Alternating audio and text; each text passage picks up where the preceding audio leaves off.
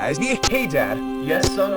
I've been feeling a bit sick recently. Actually, a little bit depressed. What do you do when you're down? Depressed? Son, have you ever heard the tale of the little bitch boy? The little bitch boy? What's that? The little bitch boy was a slave to his emotions. Whenever he felt bad or sad, he would stew in his emotions and say that he was depressed. The little bitch boy would stay depressed because he would whine about his problems instead of solving. The little bitch boy was not an effective man. However, the little bitch boy's father was an effective man. For the little bitch boy's ancestors had something known as a framework. But the little bitch boy grew up in a world where there was no framework. A framework? A way of viewing the world, son. Everything is a framework. In some things, everything is a framework. In some frameworks work better for some people. The little bitch boy had the worst framework of all, which is to say, none. Am I the little bitch boy, Dad? What? No, I love you, son, and I wouldn't disparage you. I'm not sure what you are. I was the little bitch boy, son. You were the little bitch boy? Yes, son. And I hated being the little bitch boy. So I turned to my father for advice as to what to do. And so I did what he did. I took all of my feelings and I bottled them up. I shoved them deep down inside until I could feel them rotting inside of me. So you're saying men should ignore their emotions and no, son, please, keep listening. In following my father's advice, I realized that it wasn't quite working, so I changed my framework. I started being emotionally honest with about half of it and dismissing and shoving away the other half, almost at random, really. And that's what I should do. If I feel depressed, I should bottle it up, but only sometimes, just randomly. Yeah, that's a great idea. No, son. Again, you're missing my point. I don't know what's right for you, but what ended up working for me was being strong most of the time and weak sometimes. And I could differentiate when to be strong and when to be weak based off of how I felt when I was randomly dismissing and acknowledging my emotions early. Yeah, Dad, that is far from a perfect framework. And you still haven't told me what to do. When I was doing that, I was working out for myself when I should be strong or when I should. And in doing that, I found a framework. This is fucking stupid. All of this is fucking stupid, son. I'm already growing tired of the cadence of my voice. It's a lot harder to try to find out how. What you need to do, son, is you need to find a framework that works for you. It can be any framework. You can pick one at random, really. What matters is that if you don't have a framework, you need to start following a framework and commit to it, like you would commit to a woman. It's very easy to just call something stupid. Are you saying women are frameworks? Why are you so hung up on this? People are frameworks. Politics is frameworks. Morality is frameworks. All frameworks have flaws, but that's not the point. The point is that any framework is better than no framework at all. Any framework is better than no framework? Okay, I barely know what you're even talking about when you say framework, but I'm pretty sure I can think of a few worldviews that are objectively worse than other worldviews. Find out how to express a thought on your own, but if you believe and commit to that kind of framework and try to act it out, if you don't think of yourself, then you'll never at least find anything out about anything. And you'll also never have to commit to anything, which is appealing. Which is why nihilism won, but it's also why nihilism won so well. What I will say is that passive nihilism is a dead end. Humans tend to be creatures can't know everything and fake. Passive nihilism is a framework in so much as an anti-framework can be a framework. I'm already growing tired of this video, and I'm not even sure really what I'm trying to say. But I have faith, son. A framework that you from your own experience will know nothing. All you'll have to do is follow the advice of other people whose frameworks are stronger than you. If you want to be able to think for yourself, instead of only being able to follow advice, you're going to have to commit to a framework in the same way you would commit to a woman. Ooh, you keep saying that.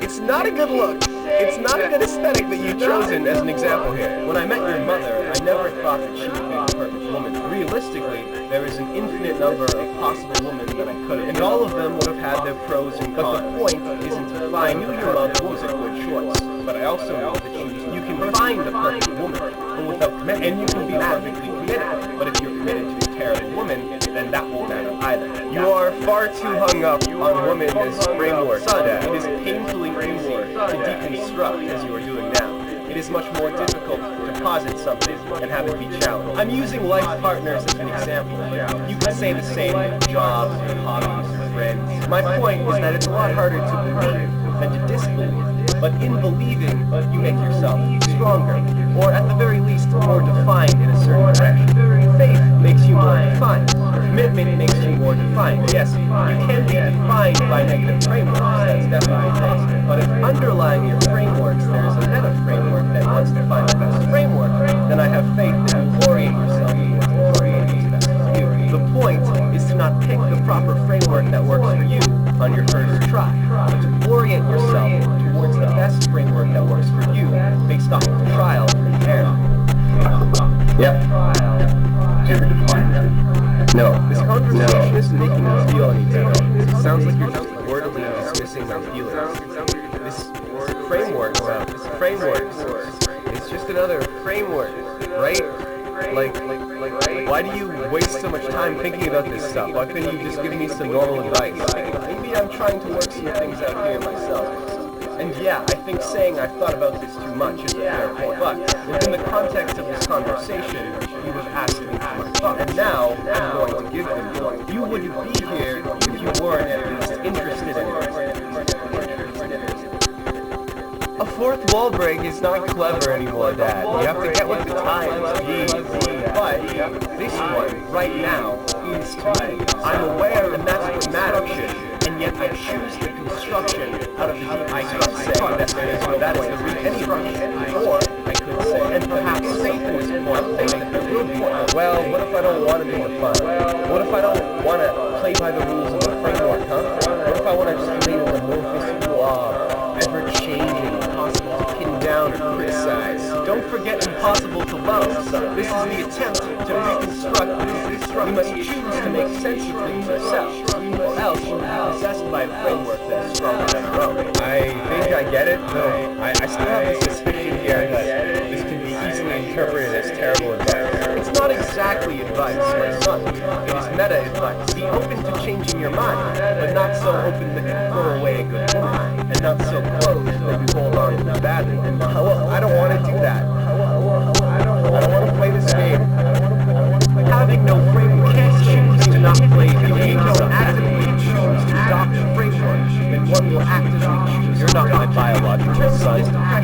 If you don't choose to have a framework about this issue, then this issue will have a framework that is the status quo. It will be dependent on pills for the rest of your life. The status quo works very well for some people, but it does not work well for everyone. That is why the status quo must be actively chosen and not passively accepted. The core of what you're saying here, underneath all these words, is just I shouldn't be on pills. Is that what you're saying? Not necessarily, son. Just because something is accepted and amplified by the status quo does not mean that it's right for everyone. An office job works for some people, and it doesn't work for others. Kids and a wife work for some people, and it doesn't work for others. These are frameworks I have chosen, but the most miserable people are those who have passively and unwittingly adopted frameworks that work against their own interests. Oh, that's why this conversation is on a politics channel, right? Right, son. The status quo is not really our enemy, because the status quo is still a framework. Our enemy is the apathy that props up the frame. The status quo is the sickness that infects those who don't have the frame, replaces the passive anti-framework with the active dominant frame bucking the system by choosing not to adopt the framework, are actively propping it up by being possessed. Our enemy is not the sickness, but the disease. The infection of the status quo is not a fault of the status quo. It is a fault of frameworks. Frameworks infect. Frameworks are disease. Vice is not to be disease. You must pick the disease. Whether you like it or not, disease has already run through your head. You must pick one. You are already hopelessly sick. You are already hopelessly sick. You are already hopelessly sick. Our disease was the status quo, then we would still be infecting those who claim to not have frameworks. Thus, we do not blame the status quo, we blame the victims of the status quo disease. But none of this is really about politics. It never has been about politics. This conversation or this channel, let's look at it another way. In order to make art, you need to have a framework. Art is the expression of a framework, emotional communication of frameworks. You'll never make art if you do not accept a framework. But if you accept any framework, start making art like that, then you know how to make art. Then you change your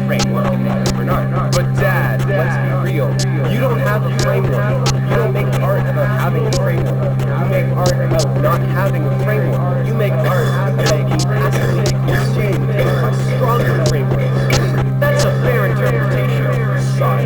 But you can also look at it as the attempt to orient myself to genuine frameworks. An exercise to the schizotypal.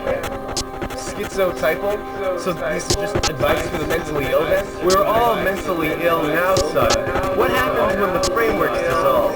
Everyone is mentally ill now, son. We're going through the same process of disintegration and reintegration. Probably why we didn't start listening to the A-side. And don't you get started on romantic music and mental illness. If one medicates away the symptoms of sickness, then only it becomes a lot more difficult to articulate sickness now, doesn't it? And one must articulate symptoms of sickness. That's a fair interpretation, son. But you can look at it as a genuine attempt to orient oneself towards the proper framework just by trying them all out. What else are you supposed to do? Alright, I've got it. I figured out the core of your advice. You want me to talk about my feelings at random, and just ignore half of them and take half of them very seriously. Have we reached the conclusion to this conversation? No, son. That's just generally the path I took. What I want you to do is find a framework that you think will work for you, and then I want you to commit to it and work within it. Whether it ends up being the one you die with isn't important. What's important is that by adopting it and working within it, you are learning.